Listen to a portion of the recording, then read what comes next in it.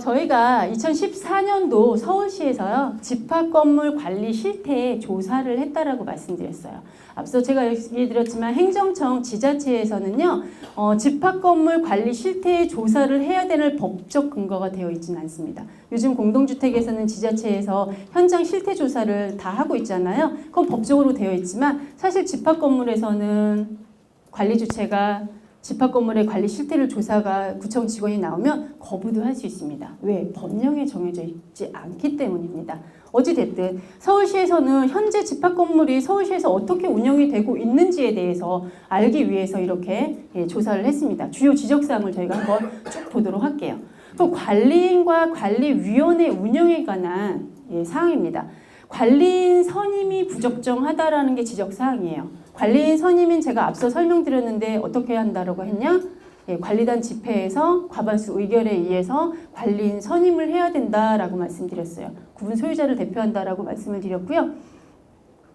두 번째는요, 집합건물법상의 관리인과 관리위원회는 겸직 금지에 대한 규정이 없다는 거예요. 분명히 하는 역할이 다르죠. 그래서 소규모 건물 같은 경우에는요, 그 관리위원회 위원장님께서 건물을 관리하는 관리인의 사무 집행까지 이렇게 겸직을 하고 있어요. 그렇기 때문에 규정이 없기 때문입니다. 그렇기 때문에 그 관리인을 감독해야 되는 관리위원장이 이 현장 업무까지 이렇게 같이 함으로써 여러 가지 어찌됐든 이런 부분들이 지적사항이다라고 보실 수가 있겠고요. 다음에 관리단 집회 및 보고 의무에 대한 실시입니다. 법령에는 사실상 어쨌든 관리인은 구분 소유자들에게 사무 보고를 1년에 1회 반드시 하도록 되어 있는데 그러한 사항이 지켜지지 않는 현장에 많이 있다라는 게 지적사항이고요. 두 번째는 이제 관리 규약에 대한 부분입니다. 관리 규약에서 승인되지 않은 관리 규약을 사용하는 현장이 너무나 많다라는 거예요. 그래서 우리가 관리 규약은 건물을 관리하기 위한 기준을 제시하는 거죠. 그 기준에 의해서 건물을 저희가 이제 관리를 하고 있습니다. 우리가 현실적으로 사실 집합건물 같은 경우에는요, 현실적으로 관리 규약이 제정된 곳이 그렇게 많지 않아요. 그리고 또 있다 하더라도 앞서 말했지만 현실적으로 저희가 이게 도대체가 정말 4분의 3 구분 소유자와 의결권 4분의 3 동의를 얻어서 이 규약이 제대로 실효성을 발휘하는 건가? 라는 것들이 있는 거죠. 어쨌든 그렇고요. 다음에 두 번째는 서울시 표준관리 규약을 반영을 안 하고 있다라는 건데요. 강행 규정은 아닙니다. 우리가 이제 직권법 28조 4항하고요. 직권법 시행령 12조에는요. 시도지사는 집합건물의 표준관리규약을 마련을 해서 제공하세요라고 법령에 이렇게 되어 있어요. 그래서 여러분들은 서울시 표준관리규약을 여러분들이 그 토대로 해서 큰 틀은 변경하지 않고 여러분들의 단지 형태, 규모, 실정에 맞게끔 상위 법령에 어긋나지 않은 범위 내에서 여러분 현장에 맞게끔 하시면 됩니다. 강행 규정이 아니기 때문에 반드시 서울시 표준관리규약을 하도록 되어 있진 않아요. 그러나 상위법에 어긋나지 않도록 여러분들이 잘 하셔야 되겠고요. 그 다음에 관리업체의 운영 분야에 대해서 설명을 드리도록 하겠습니다. 법적 권한이 없는 관리업체에 의해서 건물을 관리하고 있다라는 거예요. 우리가 이제 관리단 집회에서 이 관리업체를 선정하지 않고요. 몇몇 구분 소유자에 의해서 우리가 관리업체를 선정해서 관리함으로써 문제점이 있다라는 지적사항인 거고요. 다음에는 공용 부분이 관리가 소홀히 되고 있다라는 겁니다. 그래서 제가 공동주택에서는 공용 부분과 전유 부분이 이제 명확하게 나눠져 있다라고 말씀을 드렸어요. 그러나 이제 공동주택도요, 복도식 같은 경우에는 1, 2, 3, 4, 5호가 쭉 있으면 끝에 세대 같은 경우에는 본인 집만 있다 보니까 앞에 이렇게 현관문을 지금도 설치하는 분들이 계셔요. 그래서 내가 이 공간을 나만의 이제 그 창고식으로 사용하려고 하는 분들이 있죠. 그 이제 소방법령 이외의 법령에 어긋나는 행위를 어찌됐든 하고 있다라는 거고요. 다음에는 장기수선 계획이라든가 장기수선 충당금 관리의 부적정입니다. 우리가 이제 장기수선 충당금은 건물의 소유주가 납부를 하고 있죠. 그래서 그 건물의 수면 연장이라든가 노후화를 대비하기 위해서 충당금을 이제 하고 있어요. 그러면 이 관리 장기수선 충당금의 부가 근거 기준이 뭐냐? 장기수선 계획에 이제 공동주택은 이렇게 하고 있습니다. 그래서 그 기준에 의해서 하고 있는데 사실 집합건물에 대해서는요. 장기수선 계획의 수립, 조정, 부과에 대한 법적으로 딱 규정되어 있지는 않습니다. 하여간 그러나 요거대로 우리가 이제 적정하지 않다라는 지적 사항인 거고요. 다음에는 자료 관리 및 보관에 대해서 소홀하고 있다라는 겁니다. 그래서 우리가 위탁업체, 공동주택은요, 관리주체가 변경했을 때는 어떠한 서류에 대해서 관리주체끼리 이렇게 서류를 인수인계해야 됩니다. 라고 되어 있어요. 근데 집합건물에는 그런 규정이 사실상 있지가 않습니다. 그래서 자료에 대한 부분들, 위탁업체가 이렇게 변경될 때도 그냥 서류를 다 가져가 버려요. 그러니까 집합건물에서는요, 새로운 업체가 오면 그것을 다시 다 하기에는 너무나 힘듭니다. 그래서 재무제표 그냥 띡 하나 주고 관리하세요. 이렇게 돼버리니까 굉장히 어려움이 없지 않아 있다라는 거고요. 그래서 이제 중요 서류 회계 장부는 뭐 10년 정도 보관하고 전표 뭐 이런 것들은 한 5년 정도 현장에서 이제 보관을 하도록 해야 되겠고요.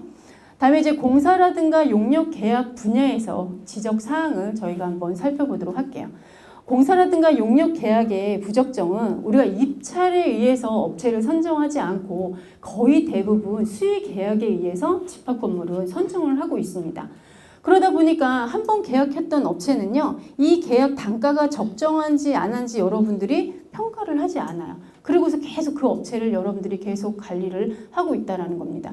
공동주택은 공동주택관리 지원 시스템에 거기에다가 다 사업자 선정 지침에 의거해서 반드시 입찰 공고를 하도록 되어 있어요. 그런데 우리는 어디에다 할까요? 집합건물은 조달청의 누리장터. 여러분 거기 정도 이제 이용을 해주시면 좋을 것 같고요. 재활용 수거업체 선정이라든가 관리가 적정하지 않다라는 겁니다. 집합건물은 우리 대부분 재활용품 수거대금 여러분 우리 어디다 사용할까요?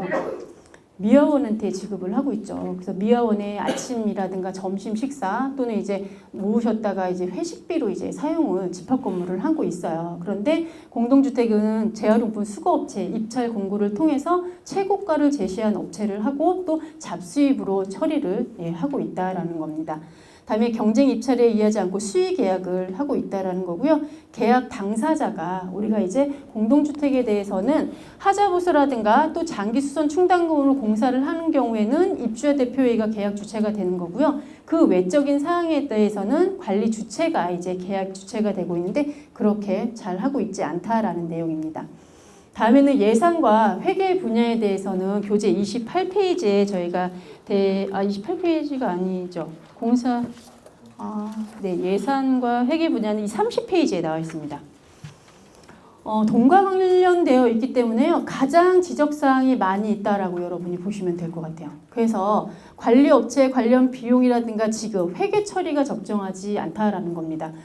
집합건물은 거의 대부분 위탁관리보다는 도급계약을 많이 하고 있어요. 그래서 관리 인원에 대한 도급계약에 대해서 체결하고 그거에 따라 지급하고 회계 처리에 대해서 명확하게 도급비로 이제 지급을 해야 되는데 그렇게 하지 않는 경우가 있다라고 볼 수가 있겠고요. 다음에는 퇴직금 중간 정산에 대한 부분이에요. 우리가 근로자 퇴직급여 보장 법령인가요? 거기에 의해서 우리가 주택을 구매하거나 채무 변제하거나 파산 또는 이제 우리가 요양을 위하는 질병이라든가 부상을 입은 경우를 제외하고는 퇴직금을 중간 정산을 이제 하지 못하도록 되어 있죠. 그리고 이제 연월차 수당에 대한 부분은 우리가 이제 주 40시간이다 보니까 15개의 연차를 지급하고 연차 지급계가 있으면은 그 지급계를 빼고 연차 수당을 지급을 해야 된다라는 내용이고요. 경조사비에 대한 이제 적정하지 못하다라는 것은 취업규칙상의 경조사비에 대해서는 어떻게 지출하세요 되어 있는데 그거에 의해서 하지 않고 있다라는 것을 볼 수가 있고 세무신고에 대해서는 제가 뒤에서 다시 이걸 보고 설명을 드릴게요. 우리가 이제 업무 추진비, 관리사무소장님에게 역할을 하시는 분에게 이제 업무 추진비에 대해서 하고 있는데 이 업무 추진비를 급여성으로 본다라고 하면 연말정산에 합산을 해서 여러분들이 원천징수를 이제 해야 된다라는 건데 누락하고 있다라는 거고요. 수익 사업에 대한 부가세라든가 법인세 신고가 적절하지 않다라는 겁니다. 그래서 우리가 공용 부분을 사용하는, 예를 들어서 공용 부분의 참고 임대료 같은 경우에는 우리가 부가가치세법이라든가 법인세법에 의해서 여러분들이 납세 의무를 이행을 하셔야 돼요. 그래서 세금 계산서를 발행해야 됩니다. 공동주택에 대해서는 세대별로 우리가 그 관리비 낸 거에 대해서 세금 계산서 발행을 하고 있지 않지만, 우리가 집합 건물은 각 세대별로 세금 계산서 어디로 해주세요 하면 세금 계산서 다 발행을 하고 있죠. 어찌됐든 그거에 따라서 창고 임대료다 이런 게 있으면 부가세라든가 법인세를 신고하기 위해서 세금 계산서 발행해서 그렇게 관리를 해야 된다라는 거고요. 다음에 이제 회계 처리 부적정에 대해서 간단히 제가 설명을 드리면, 우리가 이제 3만 원을 초과하는 경우에는 간이 영수증으로 증빙을 해서는 안 됩니다. 그래서 여러분들이 아주 쉽게 얘기하면, 내가 어떤 자금 집행을 할 때는 간이 영수증으로 내가 집행을 해서는 안 되겠구나를 아예 딱 못 박는 게 낫죠. 그래서 세금 계산서를 해서 우리가 은행 거래 명세서를 하든가 아니면 현금 영수증을 하든가 신용 매출 전표에 의한 증빙 서류만 여러분들이 가능하구나라고 하시면 좋을 것 같아요. 어떤 경우는요, 10만 원을 지출을 해야 돼요. 그러면 여러분들이 증빙 서류를 하면 되는데, 간이 영수증을 3만 원, 3만 원, 3만 원, 3만 원, 4개 이렇게 하는 경우도 있습니다. 그렇게 해서 같은 날 같은 업체의 금액을 쪼개서 하는 경우는 여러분 대부분 이제 하지 말도록 이렇게 되어 있다라는 거고요. 다음에는 10번째 보면은 관리비, 예치금, 운영수익금, 수선충당금 등은 회계를 별도로 구분하여 관리해야 한다라는 거예요. 그래서 우리가 그 재무제표를 보면은요, 모든 사항에 대해서는 여러분들이 통장을 다 분리해 놓지는 않으셔도 돼요. 그러나 항목별로는 다 구분을 해 놓고 관리를 해라라는 거죠. 다음은 우리가 이제 관리비 예치금 관리를 잘 해야 된다라는 거고, 재무제표 등의 결산 보고라든가 또 관리비 수납통장 관리비 미흡이에요. 우리가 보면은 현장에서 회계 사고가 가장 많이 나는 것 중에 하나가, 우리가 창고에서 그냥 현금을 수납하는 경우에서 이제 회계 사고가 가장 많이 나고 있는 부분이 없지 않아 있습니다. 그래서 게시판, 광고료가 됐든 승강기 사용료가 됐든 중간관리비 정산이 되었든 간에 여러분들은 모두 다 통장을 통해서 지출, 수입을 하겠다라고 하셔야 되죠.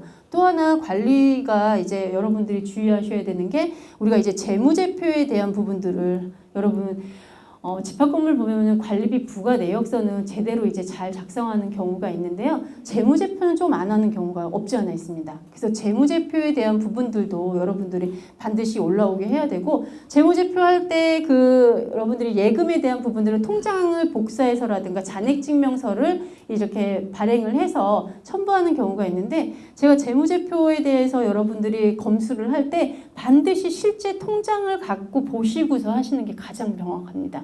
다른 것보다도. 그래서 이런 부분들 주의해서 하시면 좋을 것 같고요. 과태료 부과에 대한 부분입니다. 우리가 이제 관리인이 구분 소유자에게 연일에 사무 보고를 하지 않았을 경우에도 과태료 처분이 내려지고 있다는 거고요. 세 번째는 정보의 열람이라든가 등본의 발급 청구를 정당한 사유 없이 거부한 경우에요. 그래서 자기의 비용으로 내가 이제 복사를 청구한 경우에는 거부할 수 없다. 그거에 대해서 여러분 이렇게 과태료를 부과하고 있다는 것을 보시면 되겠고요. 다음에는 실태 점검 결과에 대해서 제도 개선 사항을 한번 살펴보도록 하겠습니다. 지금까지 지적 사항이 이렇게 쭉 나온 거예요. 그 지적에 대해서 어떻게 이렇게 우리가 했으면 좋겠다라는 내용인데요. 사실상 여기 한 5가지 나와 있는 내용이요. 공동주택에서는 지금 이미 다 시행하고 있는 부분이에요. 이렇게 하시면 좋겠다. 그러면은 이 정도로 지적 사항이 나오지 않지 않겠냐라는 게 서울시의 이제 의견이다라고 보시면 되겠고요. 정보 공개에 강화해요.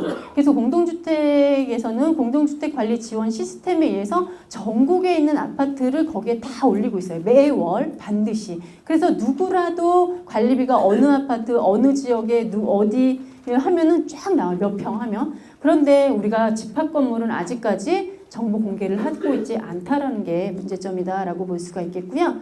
다음에 교재 있지 않을까요, 여러분? 제가 교재 페이지를 안 해놔서 그렇죠.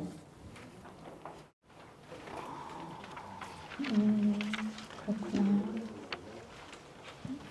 어찌됐든 설명을 드리도록 하겠습니다. 관리인과 관리위원이에요. 여러분 관리인은요 공동주택의 관리사무소장님하고 여러분이 개념을 보시면 되고 관리위원회는 입주자 대표회의라고 보시면 돼요. 그래서 우리가 공동주택에서는 관리소장님이 됐든 입주자 대표회의가 됐든 반드시 신고를 하게 되어 있어요. 그래서 이제 서로 견제를 하기 위해서 겸직을 금지하도록 되어 있는데 그렇게 하면 좋겠다라는 거. 신고 의무를 해라. 겸직 금지해라. 그리고 또 집합건물 교육에 강화를 했으면 좋겠다. 그래서 서울시에서는요, 지금 몇 년째 계속 매년 집합건물에 대한 교육을 지속적으로 하고 있습니다. 그리고 이제 공개 입찰로 인해서 투명성을 확보해라. 그래서 여러분들이 모든 업체를 선정을 할 때 입찰을 통해서 이렇게 법령에 규정되어 있으면 훨씬 더 지적사항이 없지 않을까라는 내용이고요. 관리 주체에 대한 외부 회계 감사에 대해서 이거를 의무사항으로 두면 좋겠다라는 내용이죠. 그래서 공동주택도 몇 년 전부터 우리가 이제 하고 있다라는 거고요. 그러면 이제요, 공동주택관리법과 집합건물에 대해서요, 관리 제도에 대해서 비교를 할게요. 도대체 어떤 차이가 있는가 이렇게 보도록 할게요. 왜냐하면 우리가 이 차이점을 여러분이 아셔야 집합건물에 대해서 이해하시는 정도가 조금 더 좋으실 것 같아요. 교재 앞쪽으로 넘어갔습니다, 여러분. 제가 이렇게 쭉 설명하고 이 내용을 뒤에 하는 게 좋을 것 같아서 제가 구성을 조금 바꿨어요, 여러분. 3페이지에 나와 있습니다. 그러면 우리가요, 주택관리업자 등에 의해 의무관리 관련과 내용을 한번 살펴보도록 할게요. 공동주택은요, 자치관리하고 위탁관리 이렇게 두 가지로 나뉘고 있어요. 그럼 이 사업주체 관리가 뭐냐? 사업주체 관리는요, 입주단지만, 초기 입주단지만 관련된 사항이다라고 보시면 돼요.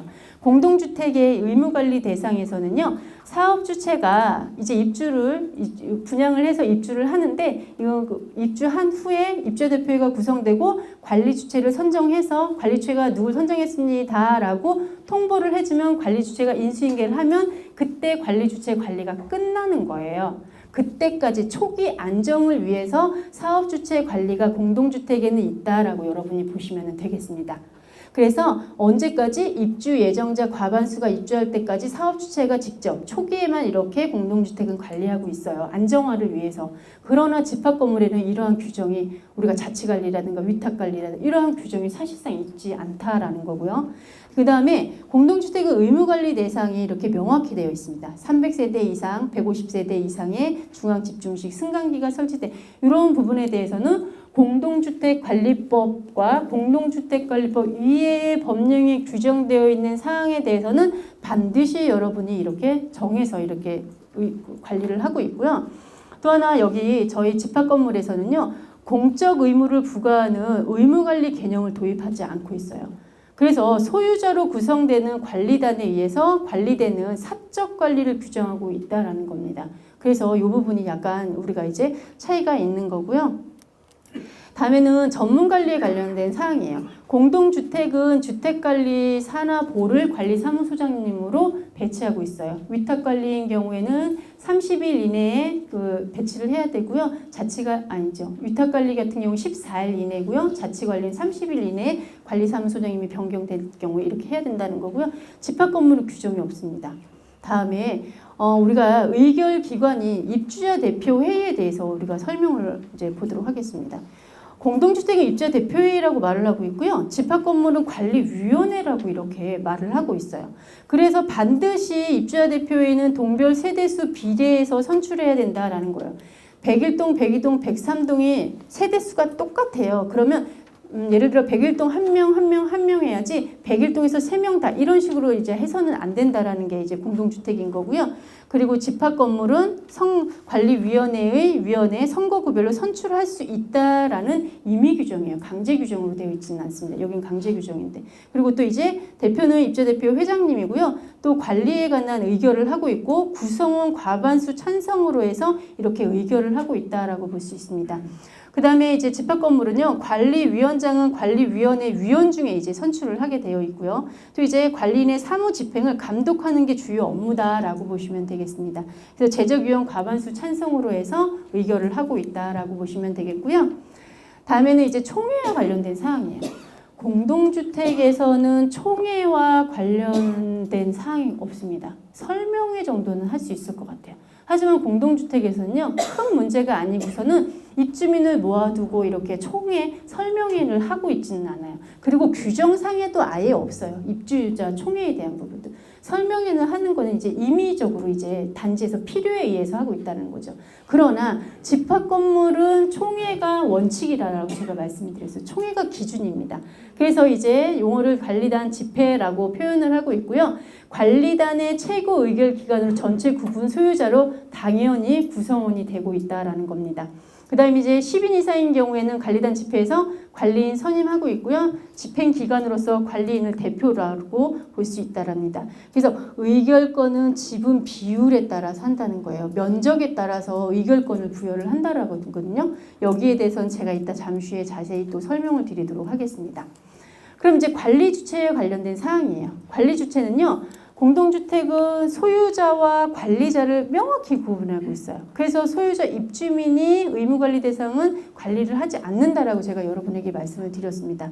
그리고 또 사업주체, 자치관리의 대표인 관리사무소장님, 위탁관리위의 주택관리업자가 관리주체라고 이렇게 말을 하고 있고요. 그 다음에 관리주체는 입주대표회에서 의결한 사항에 대해서 집행을 하고 있다라고 보시면 돼요. 하지만 집합건물에 대해서는요, 이렇게 책임 전문가적인 관리 주체의 개념이 명확하게 되어 있지가 않습니다. 그리고 또 그 집행기관인 관리인이 관리단 집회의 결의 사항을 대표자 자격으로 그냥 집행하는 정도다라고 여러분이 보시면 될 것 같아요. 그래서 관리 규약에 대한 부분이에요. 관리 규약에 대한 부분은 우리가 예전에는 그 공동주택 같은 경우에는 입주자 과반수 서면 동의 받으면 바로 이제 했었는데 실효가 됐었는데 현재는 우리가 구청에 신고하고 신고 수리 완료된 후에 이제 효력이 발생되고 있습니다. 어찌됐든 공동주택에 대해서는 관리규약에 대해서는요 공적 기능이고 공적 관리 대상에 속하고 있어요. 그래서 공동주택관리법상 규정과 상이하게 제정을 할 수가 없습니다. 이게 반드시 이렇게 되는 거예요. 그래서 반려도 가고 그렇다는 거죠. 반려를 해요. 이거 맞지 않다라고 이제 지자체에서 검토 쭉 해본 다음에. 그러나 공동 집합 건물에서는요 사칙자치예요. 그래서 규약의 내용의 결정을요 그 단지별로 여러분 집합 건물의 특징에 아주 강행 규정의 몇 가지 사항만 빼고는 여러분들이 자율적으로 이제 규정을 해서 할 수 있다라는 겁니다. 그 다음에는 이제 관리비에 대해서는요. 관리 부과 항목을요. 명확히 47개 항목에 의해서 부과하세요라고 공동주택은 되어 있는데 여기는 명확하게 되어 있지 않다라는 거예요. 그 다음에 장기 수선 계획에 대한 부분입니다. 그래서 우리가 이제 장기 수선 수립 계획 조정 이런 부분들이 이제 공동주택에는 명확히 되어 있고요. 또 지금 공동주택에는 핫 이슈가 이 장기 수선 계획에 대한 부분입니다. 그래서 뭐 제일 많을 때는 1,000만 원 과태료 부과도 하고 있어요. 그래서 이 부분을 지금 제일 문제점을 하고 있는데 저희 집합 건물에는 사실상 장기 수선 충당금을 부과하는 곳도 있고요. 저희 단지 같은 경우는 사실 명칭을 대수선비로 옛날부터 하고 있는 거예요. 그 대수선비에 대한 개념이 사실 장기수선 충당금인지 수선 유지비인지 명확하게 사실 되어 있지는 않은데 어찌됐든 그런 게 명확하게 그렇게 그 개정 과목을 이렇게 하고 있지 않은 곳도 많지요. 그 다음에 이제 안전관리 계획의 수립에 대한 우리가 그 의무관리 대상 공동주택 같은 경우에는 주요 시설물에 대해서 안전관리 계획서를 반드시 수립을 하고 그 계획서에 의해서 주요 시설물에 대해서 점검을 하고 점검일지를 작성을 하세요라고 딱 의무화로 되어 있는 사항입니다. 그런데 여기는 이제 의무가 되어 있지 않은 사항이다라는 거죠.